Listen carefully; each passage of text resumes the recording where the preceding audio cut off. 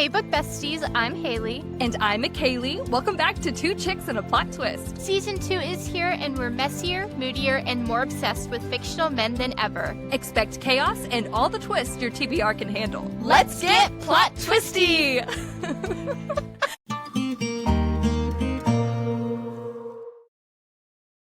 Hey everyone, and welcome back to Two Chicks and a Plot Twist. This episode is extra exciting because we're covering our book plug of the week, and today we're talking about Holly Jolly July by Lindsay Maple. We're giving you a taste of what this book is about and why it's worth picking up.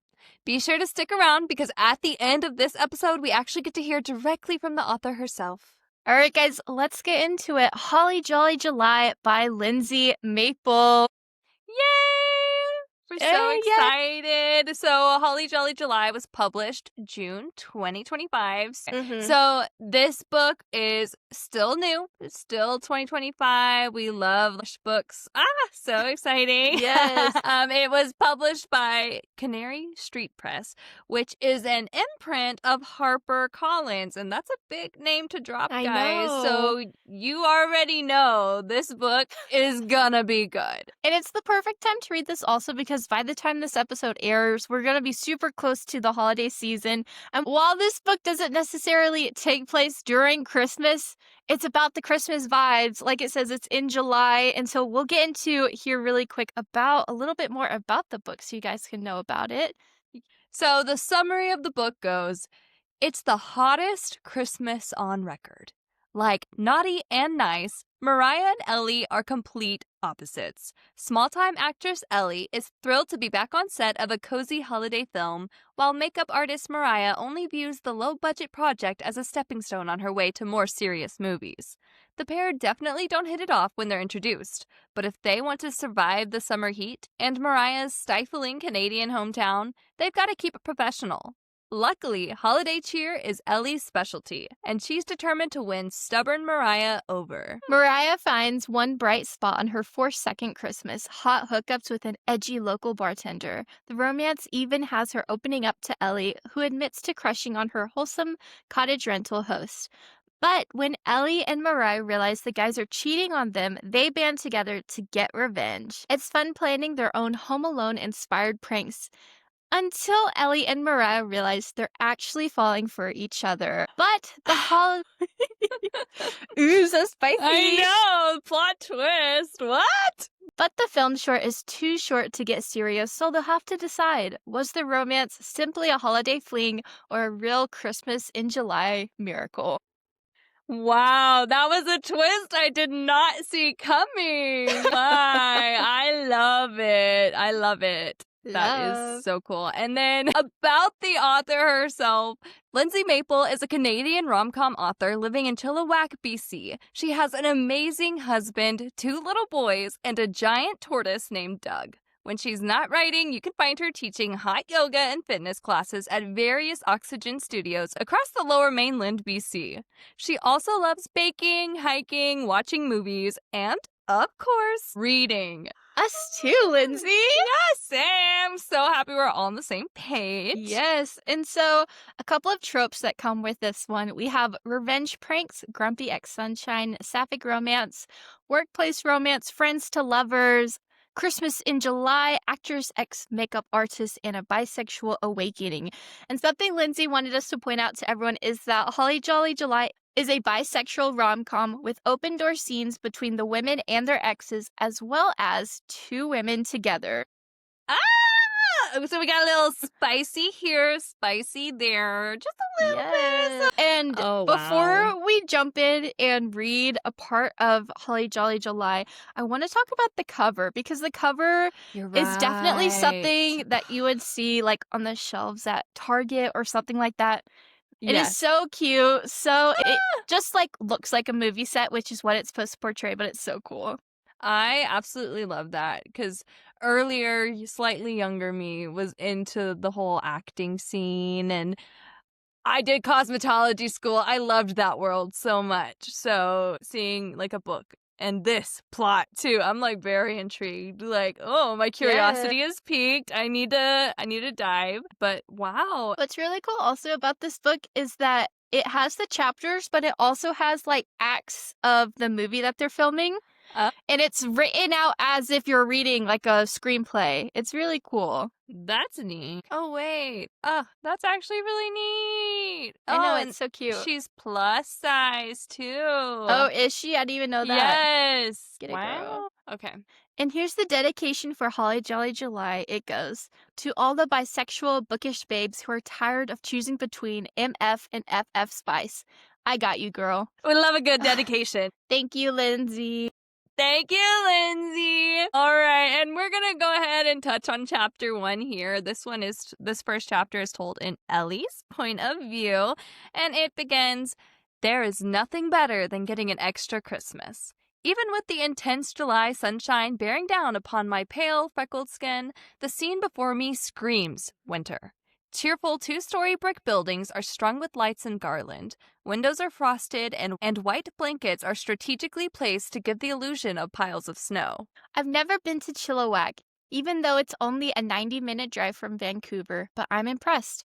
The architecture of the new downtown core has been modeled after an old-timey village, but with all the perks of new buildings. Narrow cobblestone alleys with gas lanterns provide access to shops with quaint script signature, and the apartments above the businesses seem like the type to have exposed brick walls, apron sinks, and rooftop patios. Yep, I could live here. That's the dream, isn't it? To be whisked away from the big city and end up in a cute town like this. Not that Chilliwack is a town, it's a city for sure, but this adorable little city center makes it seem otherwise. The only thing marring its charm are the bright blue temporary fences crowding film equipment and the bustle of film crew finalizing the preparations to turn everything into a winter wonderland in the midst of a July heat wave. Dopamine tingles run down my back and arms as I stare at it all from across the street while waiting for the lights to change. It's not my first time working on set, not even my first Christmas movie, but I still feel that excited flutter in my belly as if it is. This will never get old. Finally, the lights change. I clomp forward in my winter boots and readjust my bag on my shoulder, feeling sticky with the sweat prickling at my nape and starting a rivulet down my back. My oversized Rudolph sweater was fine in the comfort of my Subaru's air conditioning, but now, not so much in the blaring sunshine. I have switties. Swoops? I've never heard that before. That's so funny. Either way, I'll need to sop up the girls before trying on my costume so I don't ruin it. But I'm not going to let 30-degree heat get in the way of my Christmas spirit, or my method acting. Did Tom Hanks back down after getting a staph infection on the set of Castaway? Nope. So I can handle a little heat. If it were comfortable then, it wouldn't be worth it. Waving at the techs crowding the coffee shop where all of my scenes will be filmed, I turn down one of the adorable cobblestone alleys and make my way to a burgundy door next to a craft beer brewery. I show my ID to the security guard, walk through the door and up the flight of stairs to the door on my left with a sign that reads hair and makeup. The room is swarming with people talking animatedly about prepping for the first day of filming tomorrow. I can't help the giant grin on my face as I step into the familiar chaos. A flash of red hair at the far end of the room alerts me to Marlene Byrne, our producer.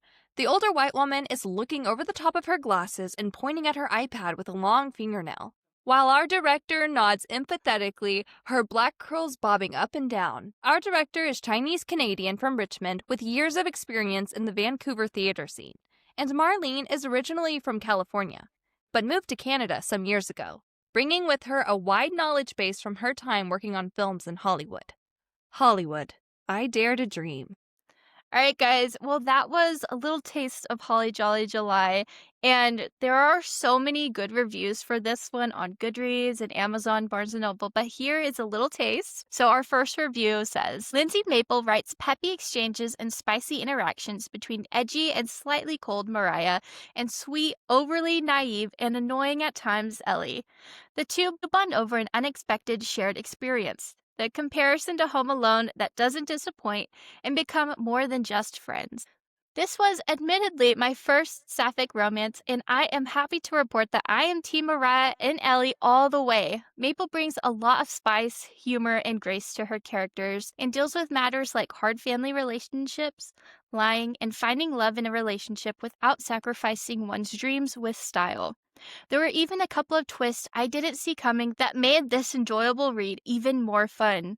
The witty, up-to-date pop culture references gave me Gilmore Girls vibes at times and had me LOLing at others. If you like fun rom-coms that aren't too serious, then add Holly Jolly July to your TBR for its release in June. That was so So sweet. fun. Yes, I just love these reviews so much. I They're so know. amazing. And another 5-star review, it goes, I really loved this book. It has all my favorite things. Christmas, sapphic love, a movie set, strong women chasing their dreams, and some spicy scenes. Not one, but 2 exclamation points. The story unfolded at the perfect pace, and relationships evolved so naturally. The story is told through dual point of view, which worked really well. And there is a side story that happens too, and I absolutely loved that. I wasn't expecting that, but it elevated the book for me. And because this story is about a Christmas movie being filmed in July, you can read the book during summer or winter and it will still have the right vibes.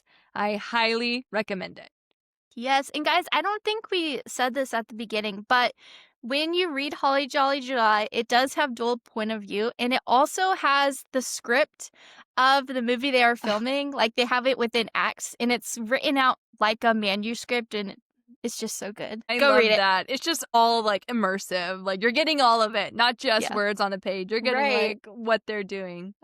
Love it so much. And we also got to interview the author. Lindsay sent in some sound clips, and we're going to go ahead and take a listen to those. How would you describe the heart of your book to someone who's never read it? Holly Jolly July is like if you took a Hallmark Christmas movie, flipped it upside down, and gave it a good spanking. It's like what happens when you mix Home Alone and Mean Girls and John Tucker Must Die and that Carrie Underwood song, Before He Cheats. It's full of feminist rage and revenge pranks and cringe humor and silliness. It's about 2 women who start off as like antagonistic acquaintances, who slowly warm to being friends and then finally shift into lovers. And this is all jam-packed in a tight 2-week timeline over the course of them filming a Christmas movie in a small Canadian town. It's fast-paced and messy and heartfelt and silly and fun. Yeah, it's a lot. Was there anything you had to cut from the book that you wished you could have kept? There wasn't anything that I cut that I wish I'd kept, but there was a scene that my editor wanted to cut, and I fought tooth and nail for it to stay in the story.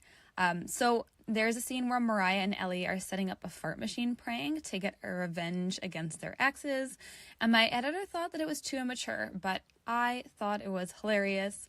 So I put a line of dialogue in there about how Mariah thought it was immature, Ellie thought it was funny, and so then even though Mariah didn't want to do it, she did it anyways just to make Ellie happy. And my editor, like, even though we were talking through emails, I'm sure she just, like, rolled her eyes and went, fine, and I got to keep it. And it's really funny because I actually get so many positive comments about that scene, and I guess there's just a lot of other people like me out there who love lowbrow humor. Yeah, so I'm happy that got to stay. What makes your book stand out from others in your genre? As a romance novel, this book is super weird. It is a huge no-no in the romance world to have your main characters have on-page spicy times with someone who is not their love interest. But by chapter 4, Mariah and Ellie are getting it on with the wrong people. And I wrote it like this because both Mariah and Ellie are bi, and I am too, and I wrote this specifically for bi readers, because I personally would love to read a book with open door spice that goes both ways. So I took a leap, and I guess there were others like me out there, and I was right. But like, as far as Christmas books go, this book is also really weird. It's a Christmas book, but it's set in the summer because that's when Christmas movies are filmed. So it's like, when do you read this book? Summer or winter? I say both. It's the perfect book for anytime you want a little dose of Christmas spirit and, of course, bisexual smut. Is there a particular scene or moment in your book that you're most proud of? What makes it special to you? In the book, the scene that is really special to me more than anything else is when Mariah and Ellie become physical with each other. I have them as opposites. It's an opposites attract grumpy sunshine book, but they're opposites in the bedroom too. Mariah is very easily excited in the bedroom. She always has a good time, but Ellie, not so much. She's had to fake it in the bedroom a lot and she feels really guilty about it. And this stems from my personal experience with reading romance novels. I often feel like othered in romance novels because a lot of the FMCs in these books basically just like look at the dude and they're falling over themselves and having a fantastic time, whereas a lot of women out there are a little bit slower to warm. And I don't see a lot of women like Ellie, like me, represented. And I wanted us to feel seen and valued. Anyway, so when Mariah and Ellie have a moment where they're talking about how they're not intimate to achieve like a goal, you know, they're just along for the journey and to be close to another and to belong together. And Mariah doesn't push Ellie to do anything she's not comfortable with. And then Ellie opens up to Mariah. I thought it was very sweet and healing, and I think a lot of readers will feel the same way. Did you base any characters, settings, or events on real life, or did it all come from your imagination? Okay, so this book is so set in real life, it is weird. Okay, so I live in Chilliwack, and that's where the book takes place. And here in Chilliwack, they just recently revitalized the downtown core with the most adorable English-type village. It's called District 1881, and it was the inspiration for my book. Like every year they deck it out for Christmas and they have so many lights and trees and it's a vibe. It's incredible. And the coffee shop where they filmed the movie in the book is real and it's owned by a friend of mine. And the hot dog place that they visit in Abbotsford is real. And the owner there, Scully, truly did donate a kidney to a stranger and he's the best. And if you donate your kidney to someone, you get free hot dogs for life, which I am strongly considering because the hot dogs are that good. And then the Christmas tree guy, there's a guy where they get a Christmas tree from him. Super awesome guy. He's real. I get my tree from him every year. He is just the biggest sweetheart. So super based on a real place, places that I love. I kind of injected it with all the places that I love around Chilliwack to give people like a little taste of this beautiful little silly. And secretly, I'm hoping that they will eventually film a Christmas movie here. Maybe it'll be Holly Jolly July, and then I can do like a fun cameo appearance. When can readers expect your next book? What can you tell us about it? Okay, so my next book is coming out summer 2026. I can't tell you many details about it yet because I'm going to be doing lots of reveals on Instagram soon, so you have to make sure you follow me on Instagram to get that information. But I can tell you is that it's sapphic, it's Canadian, it's friends to lovers, and it is just full of quirky cringe humor, like nostalgic 2000s rom-com vibes up in here. So it's gonna be weird. Even weirder than Holly Jolly July, which is saying a lot. All right, guys. Well, that was everything that we had Miss Lindsay send us. And so if you're curious about buying this one, you can purchase this on Amazon. It's also on Kindle Unlimited for all of our Kindle girlies. You can also get it at HarperCollins, Barnes & Noble, and select indie bookstores. Yay! And you can find Lindsay on social media at lindsay.maple.author on Instagram. And you can find her website. It's lindsaymaple.com. All of her links to her social sites, social media sites, and the website will be linked down in the show notes below. Yes. All right, guys. That wraps up our dive into Holly Jolly July by Lindsay Maple. A huge thank you to Lindsay for sharing this story with us. We are so grateful you trusted us to help introduce Holly Jolly July to new readers. We also want to thank her for sending in those voice notes. It added such a special layer for today's episode. If you haven't picked up Holly Jolly July yet, now is the perfect time. All right, guys. Thank you for listening to Two Chicks and a Plot Twist, and we'll be back Thursday with another episode. Bye!